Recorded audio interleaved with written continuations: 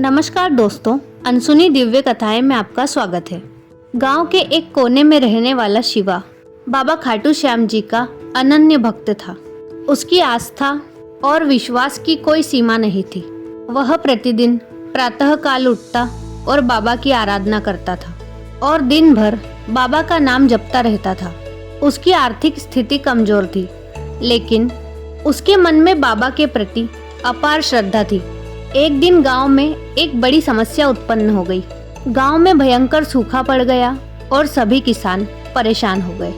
फसलें बर्बाद हो रही थी और लोगों को पीने का पानी भी बहुत मुश्किल से मिल पा रहा था। पूरे गांव में निराशा का माहौल हो गया था। शिवा ने देखा कि उसके गांव के लोग कितने परेशान हैं। उसने अपने बाबा खाटू श्याम जी से प्रार्थना की, हे बाबा, आप मेरे और अपने पूरे गांव के संकट हरने वाले हैं। कृपया हमारी इस बड़ी समस्या का समाधान करें। शिवा ने अपने घर के आंगन में एक छोटा सा यज्ञ किया और बाबा खाटू श्याम जी से मदद की गुहार लगाई।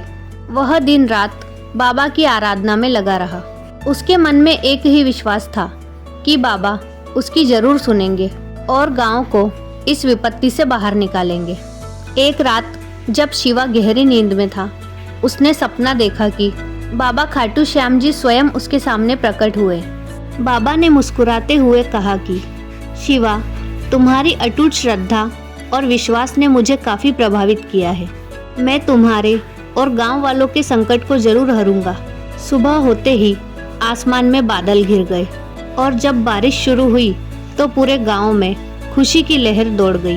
पानी की बूंदें धरती पर गिरते ही फसलें हरी भरी हो गई और गांव की खुशहाली भी वापस लौट आई। गांव के लोग शिवा के पास आकर उसे धन्यवाद देने लगे। सबको मालूम हो गया था कि बाबा खाटू श्याम जी ने अपने प्रिय भक्त की प्रार्थना सुन ली और गांव को संकट से उबार दिया। शिवा ने हाथ जोड़कर बाबा का धन्यवाद किया और कहा, हे बाबा, आप मेरे सच्चे मार्गदर्शक हैं। आपकी कृपा से ही आज हमारा गांव खुशहाल है। इस चमत्कारिक घटना ने गांव वालों के मन में बाबा खाटू श्याम जी के प्रति अटूट श्रद्धा और विश्वास को भर दिया। शिवा के इस अडिग विश्वास और बाबा की कृपा की कथा पूरे गांव में फैल गई और सभी ने बाबा की महिमा को मान्यता दी।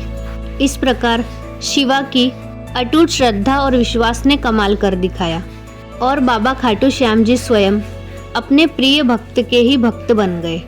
तो दोस्तों, यह थी आज की हमारी प्रेरक कहानी।